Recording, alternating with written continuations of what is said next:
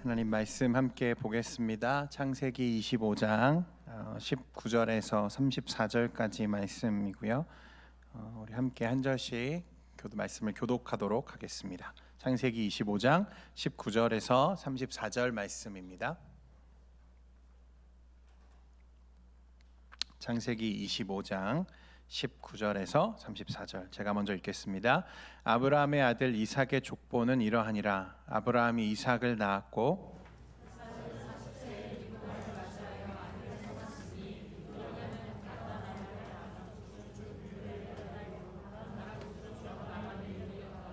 이삭의 그의 아내가 임신하지 못함으로 그를 위하여 여호와께 간구하매 여호와께서 그의 간구를 들으셨으므로 그의 아내 리브가가 임신하였더니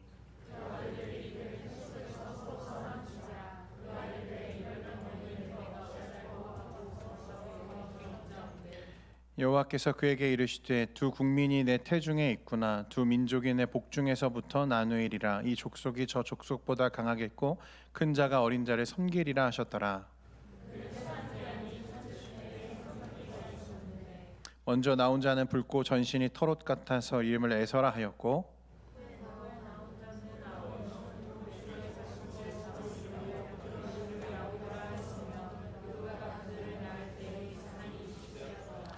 그 아이들이 장성함에 에서는 익숙한 사냥꾼이었으므로 들사람이 되고 야곱은 조용한 사람이었으므로 장막에 거주하니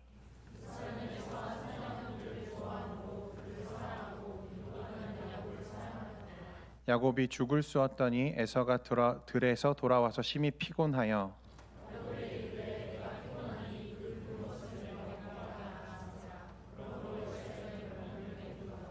야곱이 이르되 형의 장자의 명분을 오늘 내게 팔라.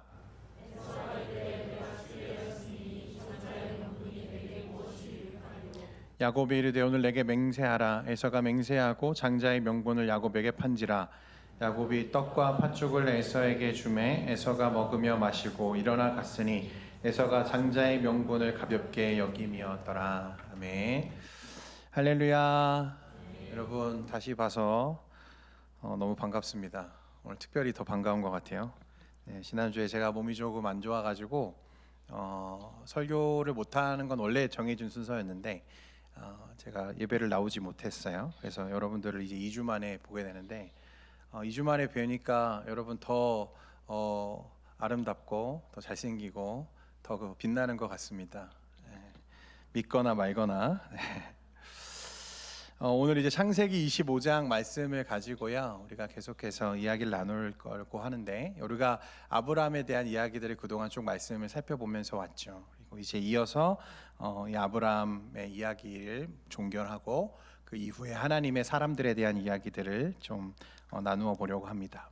여러분 미국에 있는 스탠포드 대학교 다들 아시죠? 명문 대학교로 알려져 있는데 몇 해 전에 이 스탠포드 대학에 굉장히 재미있는 일이 하나 일어났어요. 뭐냐면 그 지하드 아메드라고 하는 이 방글라데시 출신의 한 학생이 이 스탠포드 대학에서 출제한 에세이, 그러니까 대학 입학 시험이죠. 그 에세이에서 단 한 문장으로 이 학교를 합격하는 일이 일어났습니다. 이때 당시에 학교에서 출제한 에세이의 주제가 뭐였냐면 이 세상에서 가장 중요한 것은 무엇이고 그렇게 당신이 생각한 이유는 무엇인가에 대해서 쓰는 거였어요. 이 지하드 아메드라는 학생이 이 질문에 뭐라고 적었냐면 Black Lives Matter, 그러니까 흑인의 생명도 소중하다라고 하는 문장을 적었다고 해요. 그런데 이 학생은요 한 문장을 적었지만 그냥 한 문장을 적은 게 아니고 그 한 문장을 100번을 빼곡히 적어서 제출했습니다. 이 출제한 사람들 그리고 교수들이 이 제출된 답안지를 보면서 이 학생의 생각에 어떻게 되는 거죠? 공감하게 되는 거죠. 그러니까 지금 흑인으로서 또 무슬림으로서 이 세상을 살아가고 있는 이 지하드 아메드라고 하는 학생에게 있어서 가장 중요한 문제는 또 가장 시급한 문제는 무엇입니까? 자신이 흑인이라는 것만으로도 늘 위협당해야 했던 자신의 인권의 문제가 가장 중요한 문제라고 여기는 거죠. 그걸 사람들이 공감하고 그가 화려한 언변으로 또 수려한 어떤 문장 능력으로 그걸 표현한 것은 아니었지만 빼곡히 100번을 그 말씀 그 한 구절의 이야기를 적어가는 그의 마음이 이해가 되고 공감이 되었던 거예요. 제가 서두에 여러분 이런 얘기를 하는 건 그 학생이 이렇게 좋은 명문 대학교에 입학했다 그런 얘기를 하려고 하는 게 아니고요. 여러분 적어도 우리가 살아갈 때에 내 삶에서 가장 중요한 문제가 무엇인가라고 하는 이 질문에 대해서 우리가 정확한 대답을 할 수 있어야 된다는 생각이 듭니다. 여러분들에게 누군가가 동일한 질문을 했을 때 여러분들은 과연 어떻게 대답할 수 있을까? 나에게 있어서 내 삶에 있어서 가장 중요한 문제는 무엇인가? 가장 중요한 것은 무엇인가? 여러분 이 문제에 대해서 오늘 말씀을 통해서 쭉 우리가 함께 살펴보기를 원합니다.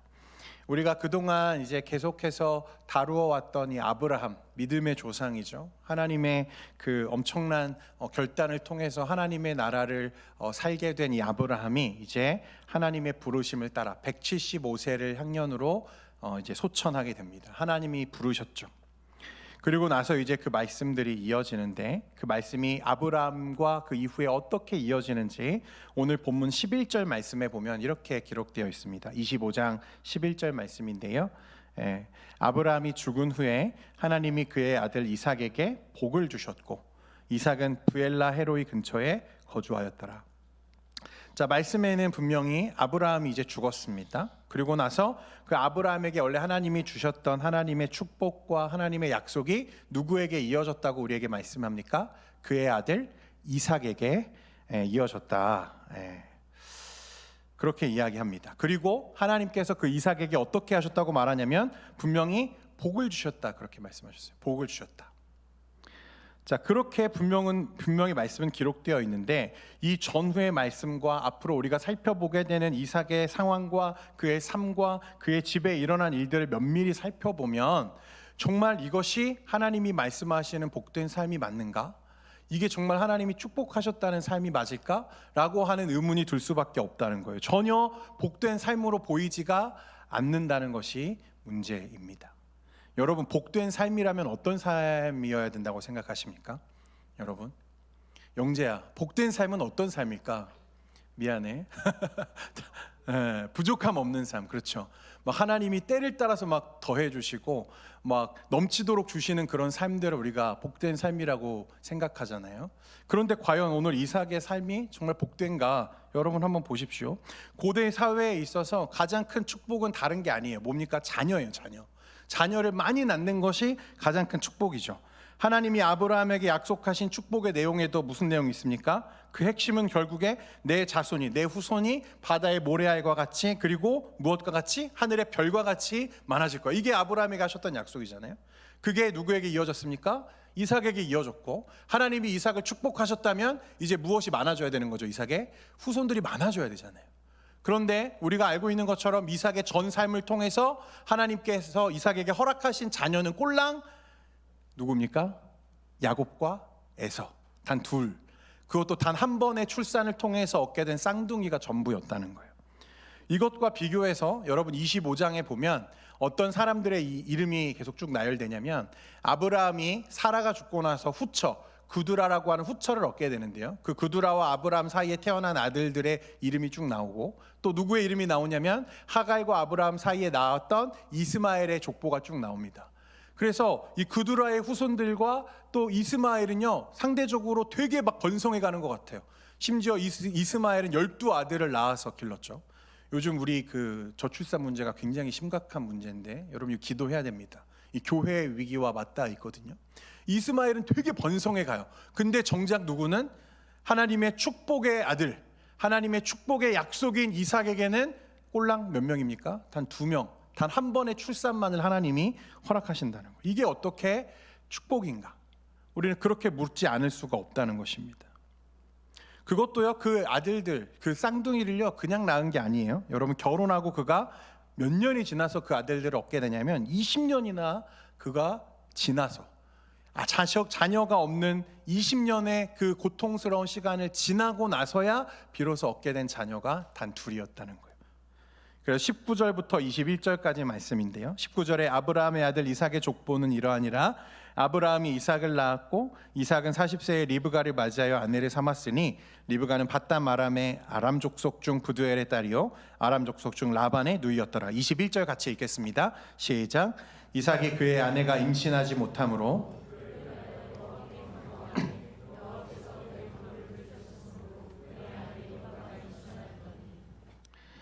여러분 이게 축복받은 인생이다.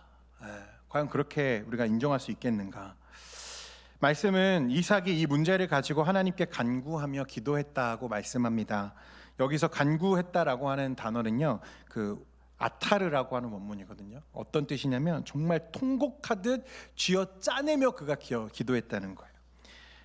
죽을 병에 걸린 자가 하나님께 자신의 구원과 생명을 청원하며 드리는 기도가 아타르예요. 그가 그렇게 기도를 몇 년 동안 했다는 거예요? 20년을 기도했다는 거예요. 20년 동안. 이삭은 이 문제가요, 자신의 문제가 아니고 자신의 아내의 문제가 아니고 자신의 문제임을 알았어요. 단순히 그 자녀를 낳지 못하는 문제가 아니고 그 아버지 아브라함에게서 자기가 물려받은 하나님의 축복이죠. 무엇입니까? 내 후손이 바다의 모래알과 같이 하늘의 별과 같이 많아질 것이라는 이 축복과 그 약속이 자신의 때에서 끊어질지 모른다고 하는 부담과 염려가 그에게 가득했다는 거예요. 그래서 하나님께 그는 사력을 다해서 매달려 기도했어요. 그 기간이 자그마치 20년입니다. 그가 40세에 결혼을 하거든요, 리브가와. 그러고 나서 이 60세가 되어서야 아들을 얻게 되는 거예요. 단 한 번. 여러분, 우리가 잘 알지만 여러분 잘 기억하셔야 돼요. 하나님께서는 이삭 부부가 결혼한 직후에 허니문 베이비로 자식을 주실 수 있는 하나님이시잖아요. 그렇죠? 하나님이 자식을 못 주셔서 안 주시는 하나님이 아니시죠. 우리가 아는 하나님이라면 그렇습니다. 20년 후에 겨우 주시는 분이 아니라 20년 전에 일찍 자녀를 주실 수도 있는 분이시죠. 결혼하자마자 자녀를 주실 수 있는 하나님이시지만 그 하나님께서 20년 만에 가까스로 그에게 자녀를 주셨다는 것은, 그러면 그 20년 동안 하나님께서 그 이삭의 기도에 응답하지 않으셨다는 것이 아니라 여러분 다르게 응답했다는 것을 우리가 알아야 된다는 거예요. 어떤 응답이죠? 하나님의 응답은 무엇입니까? 그 20년 동안 이삭이 기다려왔던 응답은 뭐죠? 오랜 기다림. 그것이 하나님의 응답이었다는 것입니다. 그것은 이삭에게 꼭 필요한 자식을 주는 것보다 더 필요한 기다림에 관하여 응답하신 거예요. 여러분, 사실 이 문제는요, 이삭만의 문제가 아닙니다.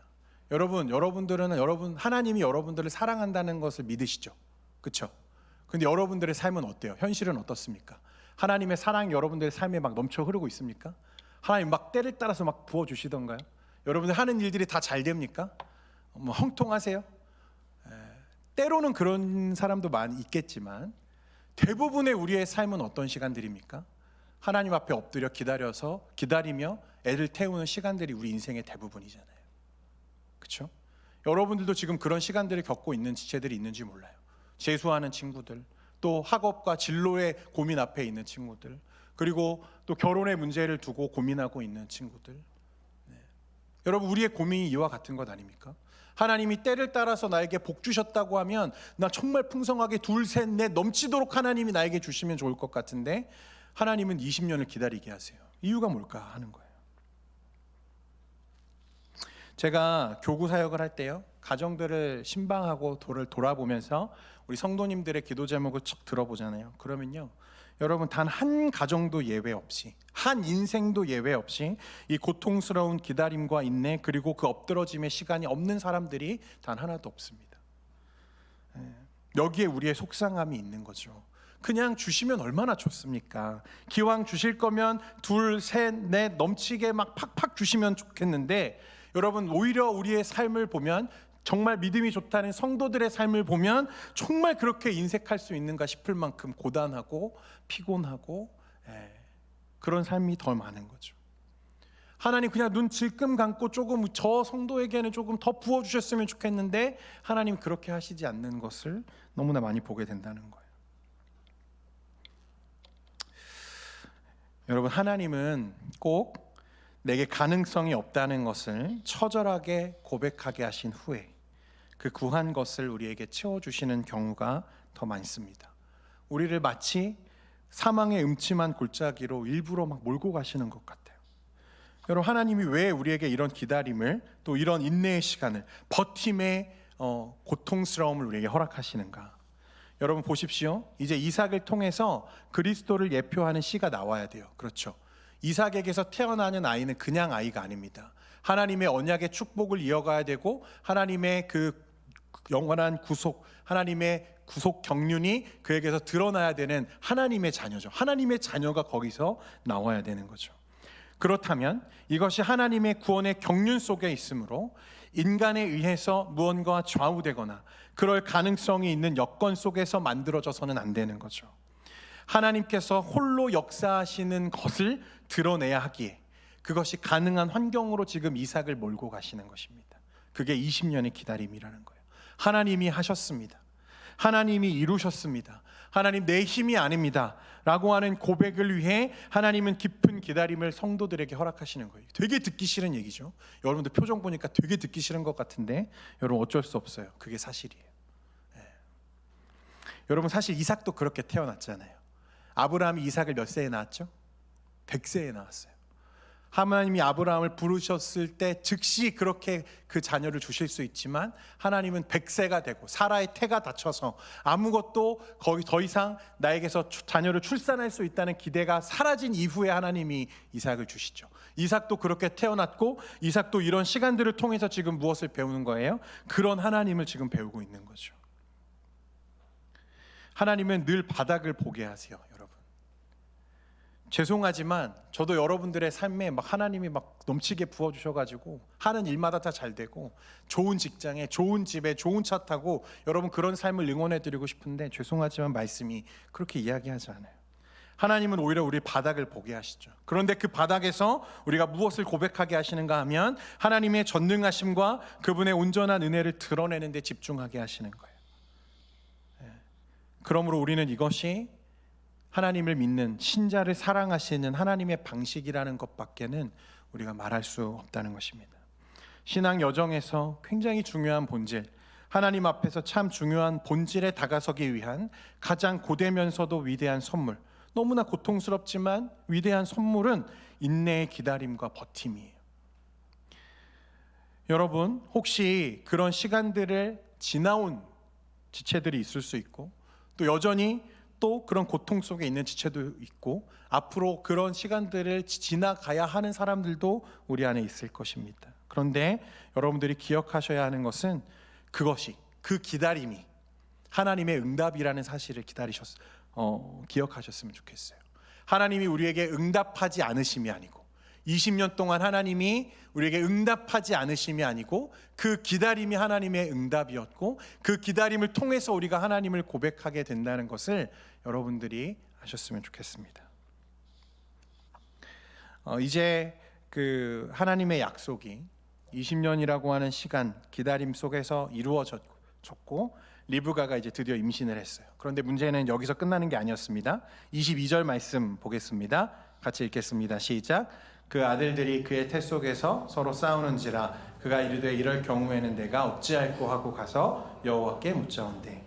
자, 말씀에 읽은 것처럼 하나님은요 이삭의 기도에 이제 응답하셨습니다. 아이를 주셨어요. 그런데 리브가가 느끼기에 이 태동이 어떻다고요? 심상치 않아요. 여러분, 이 안에 지금 몇 명의 아이가 들어 있습니까? 2명의 아이가 들어 있어요. 이 아들들이 태 속에서 서로 싸웠다 이렇게 말씀합니다.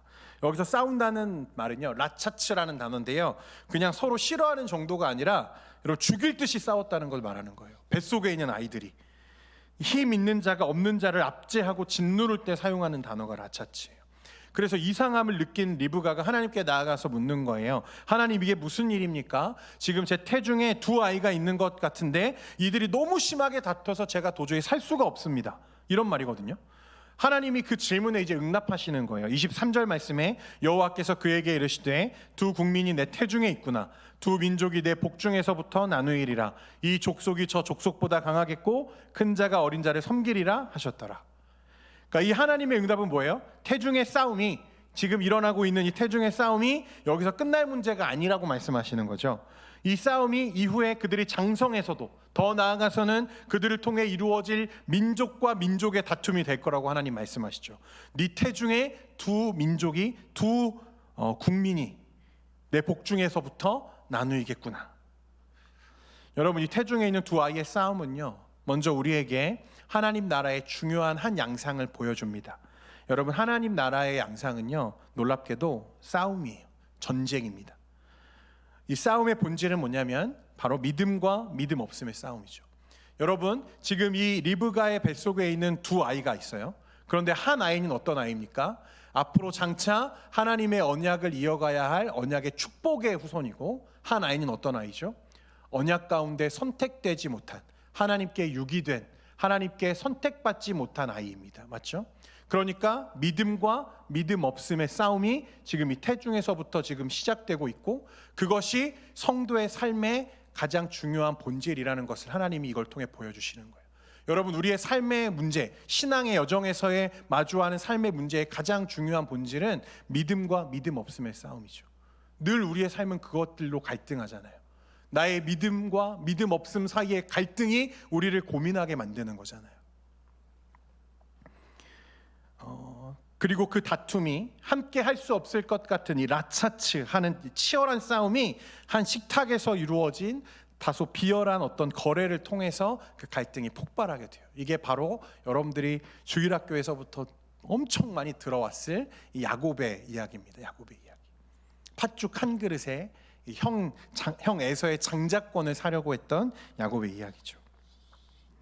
자, 이제 여러분 두 아이가 장성했어요. 그 중에 형 에서는 평소에 어떤 사람이냐면 사냥을 즐기는 사람입니다. 들에 나가서 뛰어다니면서 사는 걸 좋아하죠. 남자 중에 남자, 아주 건장한 남자예요.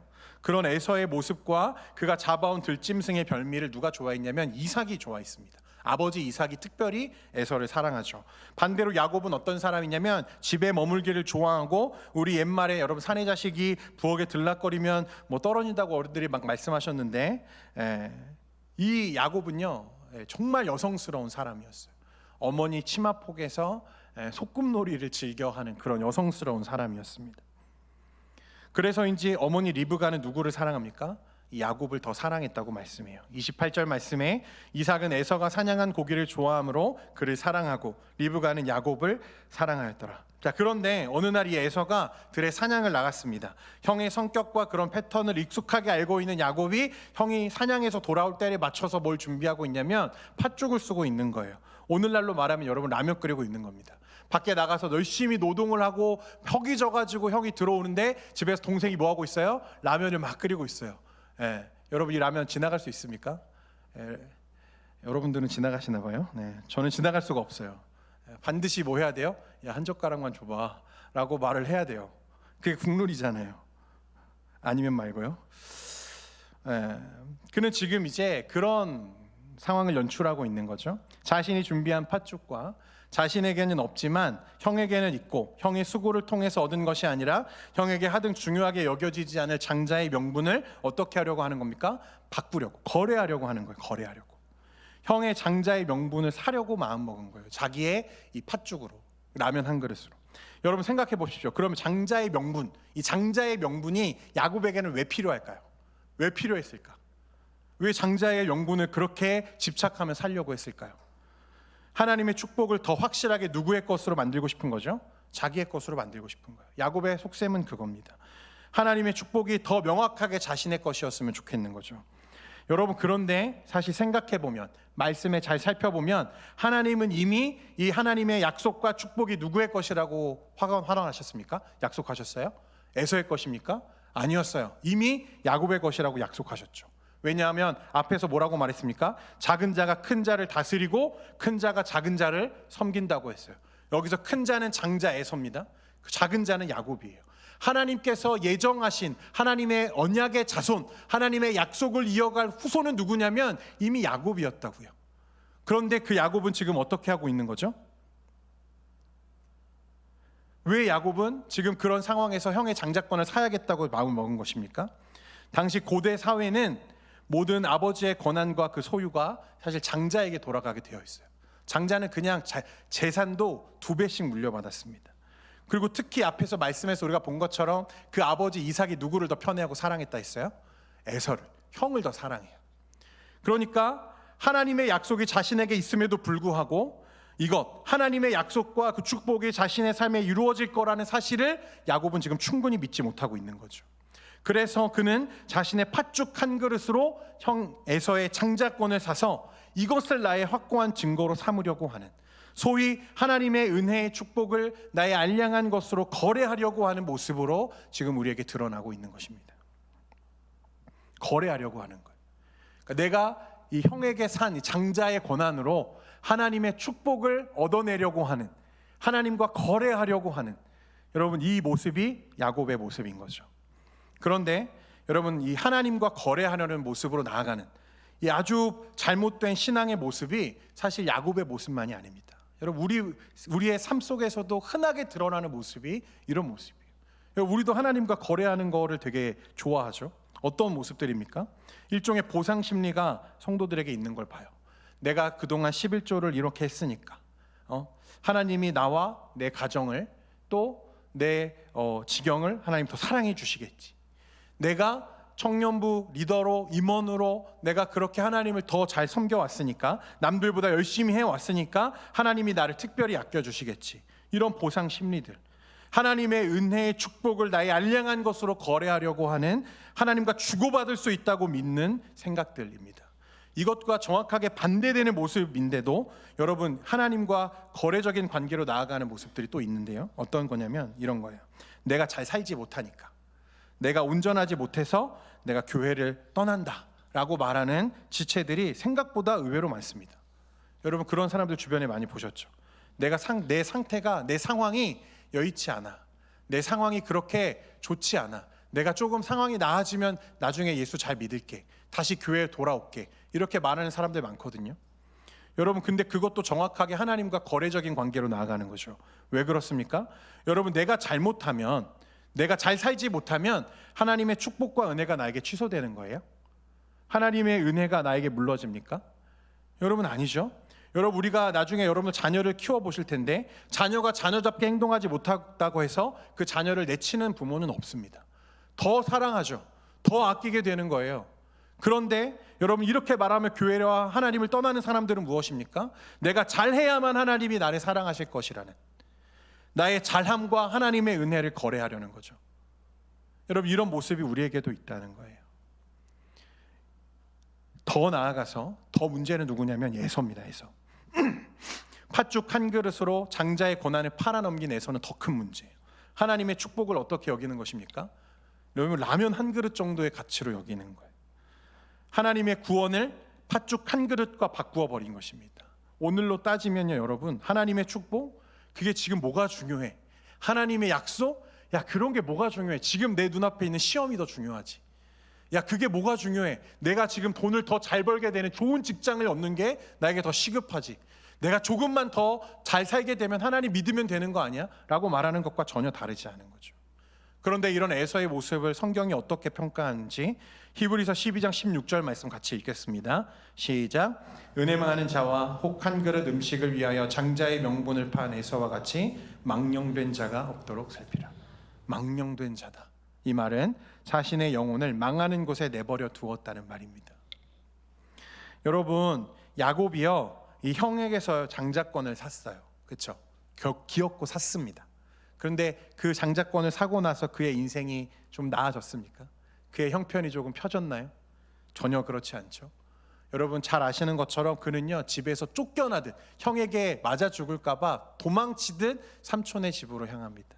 그리고 떠난 이후에는 자신을 그토록 사랑했던 어머니를 임종조차 지키지 못하는 아주 험악한 삶을 살게 돼요. 그리고 이전에는 내가 세상에서 남을 가장 잘 속이는 사람이라고 생각하고 형의 뒤꿈치를 잡고 태어난 야곱인데, 그의 삶을 보십시오. 그는 평생 남에게 뒤통수 맞으며 살아가요. 평생 속으며 살아가요. 누구에게 속습니까? 외삼촌 라반의 집에서 그렇게 자신의 것을 약탈당하고 착취당하며 그의 평생을 살게 되는 거예요. 여러분 이게 뭐예요? 하나님의 약속을 믿지 못한, 하나님의 약속이, 축복이 내 삶에 반드시 이루어질 것이라는 사실을 믿지 못한 믿음 없음에서 비롯된 모든 결과물들이죠. 그리고 우리의 삶에 있어서 우리가 마주하게 되는 신앙의 문제들이 대부분 사실은 여기서 마주하게 되는 거예요. 믿음과 믿음 없음의 싸움이죠. 근데 우리는 늘 어디로 향하고 있어요? 믿음 없는 쪽을 향하여 선택하며 걷고 있다는 것입니다. 여러분 우리가 신앙생활에서 겪게 되는 가장 많은 실패와 좌절의 이유는요, 우리가 하나님을 충분히 믿지 못하는 데서 생기는 거예요. 그렇죠? 내가 뭔가 해보려고 합니다. 그래서 내 힘으로 뭔가 보태려고 하는 거죠. 내가 잘하면 하나님이 나를 축복해 주시겠지. 내가 이렇게 하면 하나님 나를 복되게 하시겠지. 여러분, 그것 때문에 하나님이 우리를 축복하시는 게 아니에요. 우리가 장자의 고난을 사야만 하나님이 나를 축복하시는 게 아니라 원래 축복은 누구의 거예요? 하나님의 자녀들의 것입니다. 하나님이 내가 잘해야만, 내 상황과 여건에 따라서 나를 축복하시는 게 아니라 하나님이 나를 복 주실 수밖에 없다는 것을 믿는 것이 믿음이에요. 믿음은 오히려 하나님의 축복에 대한 나의 모든 노력과 수고를 중단하고 이것이 오직 하나님의 은혜라는 사실을 고백하는 것이 믿음입니다. 하나님의 축복이, 하나님 나에게 너무 필요해요. 하나님, 주님이 내게 절실히 필요합니다. 주님이 없으면 나는 아무것도 아닙니다. 여러분, 우리는 이것을 믿음이라고 말하는 거예요. 믿음은 자격 없는 자가 하나님의 은혜를 향해 내미는 부끄러운 손이라고 했습니다. 그리고 그 믿음은요, 언제 힘을 더하게 되냐면 현실에 대한 나의 두려움보다도 하나님과 그의 약속이 훨씬 더 크다고 하는 사실을 반복적으로 확인하는 데서 오는 거예요.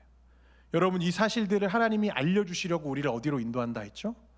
깊은 기다림의 시간으로, 사망의 음침한 골짜기로 우리를 몰아가시는 거예요.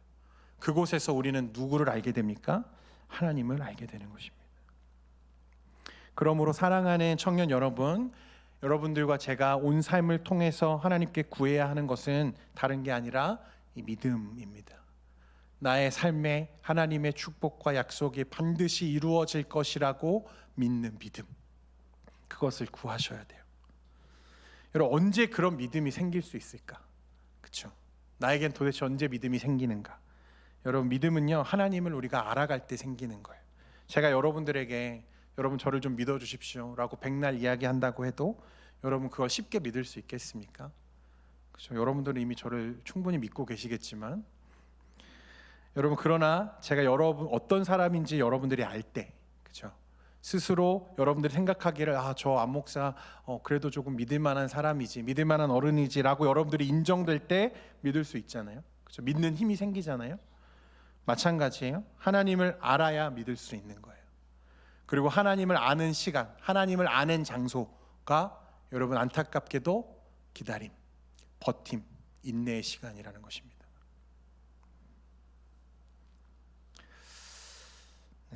여러분, 중요한 것은 이제 하나님을 아셔야 돼요. 할렐루야. 네, 여러분 표정 좀 펴세요. 무서워서 설교를 할 수가 없어요. 네, 하나님을 아는 가운데 우리에게 주어지는 이 믿음을 여러분 구하셔야 돼요. 미안하지만 저도 목회자로서, 여러분들을 사랑하는 여러분들의 지도자로서 하나님이 여러분들의 삶에 복 주시기를 원해요. 여러분들이 하는 일이 잘 됐으면 좋겠어요. 진심이에요. 정말이에요. 여러분들의 직장이 평탄했으면 좋겠어요. 여러분들의 가정이 화목했으면 좋겠습니다.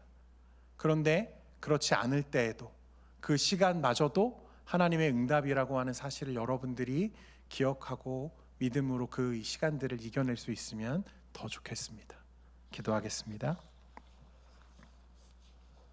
하나님, 우리에게 흔들리지 않는 믿음을 주옵소서. 그래서 이 믿음 안에서 하나님이 우리에게 허락하신 그 인내와 버팀의 시간들을 견디며 하나님의 나라를 소유해가는 우리 귀한 청년들 되도록 은혜 베풀어 주옵소서. 예수님의 이름으로 기도합니다. 아멘. 우리 시간